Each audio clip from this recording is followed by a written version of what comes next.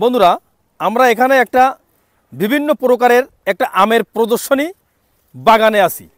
এখনে শীতকালে যেমন আছে কুয়াশা আবহাওয়া, বিভিন্ন মুকুলের নানাবিধ সমস্যায় অনেকে আম গাছ নিয়ে প্রশ্ন করেন যে আমার এই আম গাছে আম ঝরে যাচ্ছে। তা এটার উপরে আজকে আমাদের ভিডিও থাকবে যে আমের মুকুল আসার আগে কি কি ব্যবহার করতে হয় আর মুকুল আসলে কি দিতে হয়। যেমন এই আমে সাধারণত রোগ আছে মাকড়, তারপরে আছে ছত্রাক। যখন এই মুকুল আসার আগে একবারে স্প্রে করতে হবে সাইপারমেথ্রিন গ্রুপের একটা ওষুধ আর ম্যানকোজেব, এইটা দিয়ে 15 দিন অন্তর অন্তর স্প্রে করতে হবে।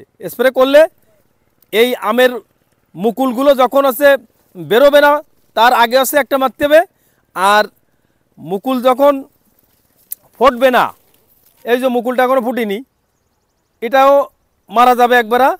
আর সাধারণত 3 ভিড়ে স্প্রে করা লাগে। আর যেটা হচ্ছে এইরকম ফুটে যাবে, এইরকম যদি ফুটে যায়, এই যে প্রতিটা এই যে দাঁড়ায় গেছে, গুটি দাঁড়ায় গেছে, এরকম অবস্থা হলে আর কোনো ওষুধ স্প্রে করা যাবে না। ধরেন এই যে মুকুল অনেক সময় হচ্ছে মৌমাছিতে পরাগায়ন করে, পরাগায়নে যখন এই অবস্থায় ওষুধটা মারা হয়, মারলে যে মুকুলগুলো দাঁড়াবে সে মুকুলগুলোও আর দাঁড়াবে না।